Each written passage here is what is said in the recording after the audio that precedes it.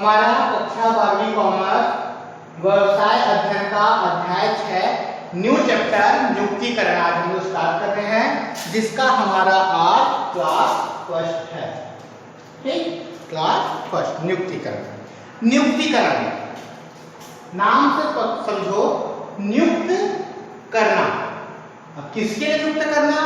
तो हम लोग अपने व्यवसाय के लिए कर्मचारी को किस प्रकार नियुक्त करते हैं, किस प्रकार कर्मचारी को चुनते हैं कि हम अपने व्यवसाय में उससे काम करा सकें। अर्थात कर्मचारी को काम करने के लिए अपने व्यवसाय में नियुक्त करना, चुनना, इसी को बोला जाता है नियुक्तिकरण। ठीक है, तो इसकी प्रक्रिया किस प्रकार चुना जाता है, किस प्रकार कर्मचारी को अपने व्यवसाय में जोड़ते हैं या रखते हैं, इसके बारे में हम लोग इस चैप्टर नियुक्तिकरण में पढ़ेंगे। अर्थ स्टफिंग नियुक्तिकरण का इंग्लिश नाम होता है स्टफिंग। स्टफिंग शब्द का अर्थ स्टाफ से संबंध, इसका आशय कर्मचारी की नियुक्ति पर नियुक्ति या भर्ती से लगाया जाता है। उद्योग हो या व्यवसाय जिसमें वास्तविक उत्पादन संबंधी क्रियाएं ना तो प्रबंध के द्वारा की जाती है और ना फोरमैन के द्वारा। आप लोग संगठन चैप्टर में पढ़े हो कि सबसे हेड होता है हमारा स्वामी, उसके बाद प्रबंध और उसके बाद फोरमैन, उसके बाद सुपरवाइजर। तो ना तो प्रबंध स्वामी करेंगे उत्पादन का काम, ना ही फोरमैन सुपरवाइजर। तो उत्पादन का काम करेगा कौन, उसी के बारे में बताया है। ठीक है, अपितु उसके अधीनस्थ जो कर्मचारी कार्य करते हैं उनके द्वारा वास्तविक उत्पादन संबंधी कार्य किए जाते हैं। जो उनके अंदर में कर्मचारी काम करते हैं उन्हीं के द्वारा ही क्या किया जाता है, कर्मचारी उत्पादन का कार्य करते हैं। या वैसे ही जैसे एक बैलगाड़ी को खींचने वाला बैल, किंतु वह बैलगाड़ी हाँकने वाला कम महत्व नहीं होता, क्योंकि हाँकने वाले के बिना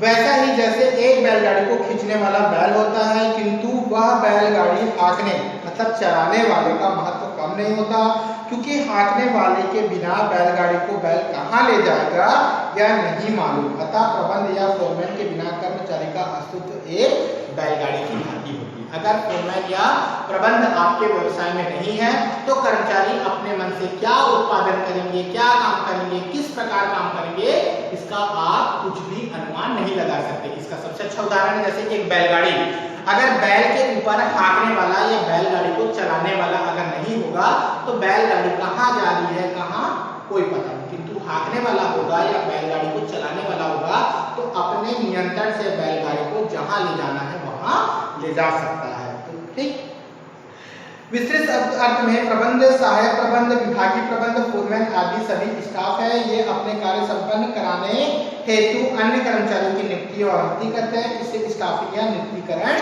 कहते हैं। ठीक है, अब आता है इसकी परिभाषा। थियो हेमन के अनुसार स्टाफिंग कर्मचारियों की भर्ती, चयन, विकास और क्षतिपूर्ति से संबंधित कार्य होते हैं।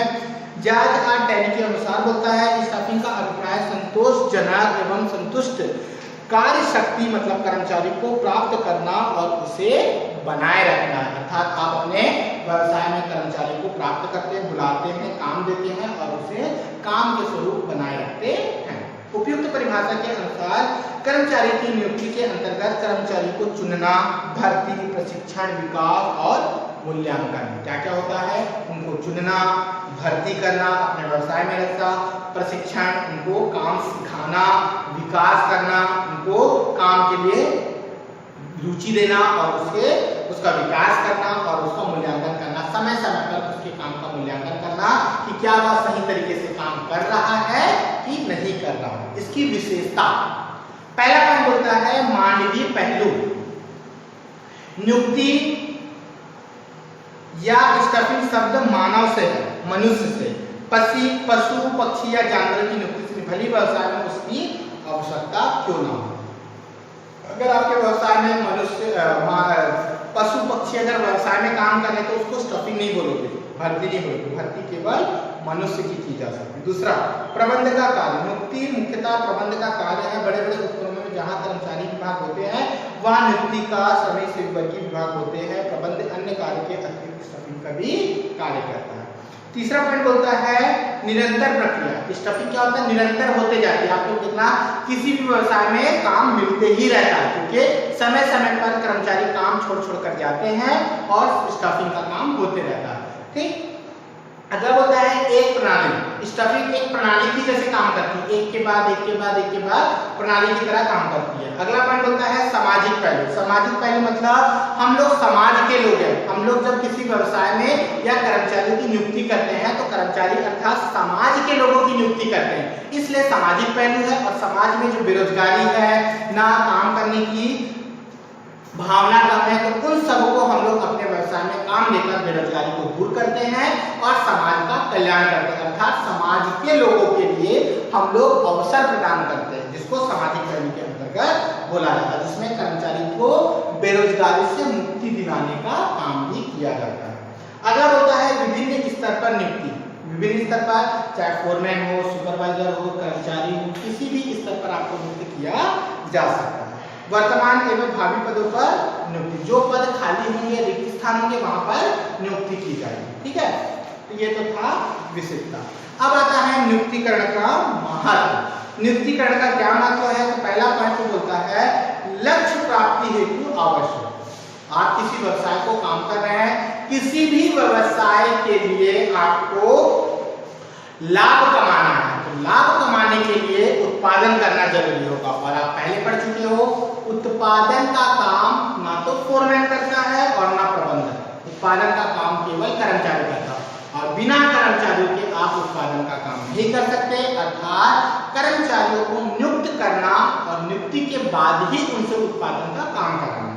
तो लक्ष्य प्राप्ति के लिए आवश्यक, मतलब लाभ लेकर कमाना है तो आपको कर्मचारी की नियुक्ति करना आवश्यक है। दूसरा, कार्य को पूर्ण कराने हेतु। कार्य अगर आपके पास उत्पादन के कार्य है तो उस उत्पादन के कार्य को केवल कर्मचारी ही, श्रमिक ही क्या कर सकते हैं?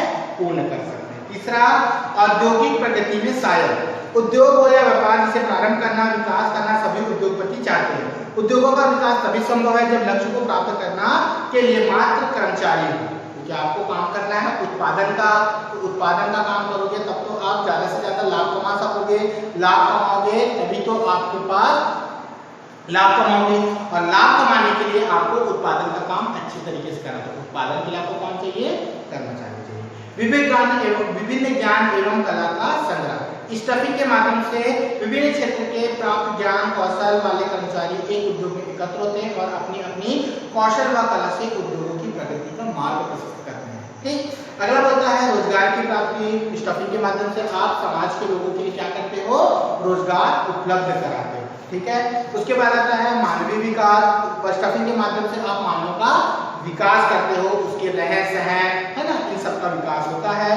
उपक्रमों के आकार में वृद्धि। जैसे जैसे आपका उत्पादन बढ़ता जाएगा, उत्पादन बढ़ेगा, लाभ ज्यादा होगा, तो आपका व्यवसाय भी क्या होगा? बढ़ते जाएगा। व्यवसाय बढ़ेगा तो कर्मचारी की नियुक्ति भी ज्यादा होगी। तो नियुक्ति ज्यादा करोगे तो उत्पादन ज्यादा होगा, उत्पादन ज्यादा होगा तो लाभ ज्यादा होगा, लाभ ज्यादा होगा तो आपका व्यवसाय भी धीरे धीरे क्या होगा? बढ़ता जाएगा। मानवीय श्रम का अधिक उपयोग, क्योंकि हमारे उपक्रम के लिए मानव की ज्यादा से ज्यादा नियुक्ति करना। मानव मतलब मनुष्य। ठीक। अगला आता है राष्ट्रीय महत्व। आपका व्यवसाय ज्यादा, आपका व्यवसाय ज्यादा लाभ कमाएगा तो राष्ट्र को भी लाभ होगा। ठीक। उसके बाद आता है कर्मचारी की भर्ती एवं चयन। कर्मचारियों की चयन। कुछ दशक पूर्व भर्ती एवं चयन को कोई विशेष महत्व नहीं था, किंतु पर्यवेक्षक एवं आवश्यकता अनुसार कर्मचारी को कार्य पर रख लिया थे। किंतु औद्योगिक एवं श्रमिक संगठनों की क्रांतिकारी परिवर्तन के कारण अब भर्ती कार्यक्रम सुनियोजित तरीके से किया जाता है, क्योंकि अब किसी उपक्रम की सफलता की कुंजी सिल्वर की भर्ती एवं चयन की सफलता है। क्योंकि आपको अपने व्यवसाय में कुशल कर्मचारी चाहिए, जो दिमाग से कुशल हो, हाथ पैरों से कुशल हो, ईमानदार हो। तो इन सब को चुनकर अपने व्यवसाय में रखना, क्योंकि पहले समय में हाँ मैं काम कर सकता हूँ, आज हमारे व्यवसाय में काम कर, ऐसा होता था। जो मिल जाए उसको व्यवसाय में रखना, चाहे वो बेईमान हो, दिमाग से कमजोर हो, हाथ पैर से अपंग हो, फिर भी उसको व्यवसाय में रख सकते थे। चलो कम से कम उत्पादन का काम हो तो रहा है, ये पहले की मनोवृत्ति थी। किंतु आज के क्षेत्र में अगर किसी ऐसे को पकड़ के रख लो जो काम में अकुशल है, तो आपका व्यवसाय में उत्पादन का काम नहीं हो सकता। उत्पादन नहीं होगा तो आपका लाभ, व्यापार में लाभ कभी नहीं होगा। तो इसलिए उत्पादन के काम को अगर बढ़ाना है तो ऐसे कर्मचारी को नियुक्त करना जो दिमाग से मजबूत हो, हाथ पैर से सक्षम हो, काम करने योग्य हो। तो योग्य व्यक्ति को चुनने के लिए आपको भर्ती और चयन प्रक्रिया को पूर्ण करना पड़ेगा। ठीक, इसी को बोलता है कर्मचारी के चयन की प्रक्रिया भर्ती से प्रारंभ होती है। भर्ती प्रक्रिया कर्मचारियों की खोज करने, उन्हें संगठन में आवेदन करने के लिए प्रोत्साहित करने की प्रक्रिया है। भर्ती कार्य करने के लिए इच्छुक व्यक्ति को आवेदन पत्र देने के लिए प्रोत्साहित किया जाता। ठीक, तो ये तो था भर्ती एवं चयन। नेक्स्ट क्लास में हम लोग भर्ती की नीति, भर्ती को किस प्रकार से हम लोग नीति के माध्यम से अपनाते हैं या किस नियम के द्वारा हम भर्ती करते हैं, इसके बारे में हम लोग नेक्स्ट क्लास में पढ़ेंगे। क्लियर है फर्स्ट क्लास?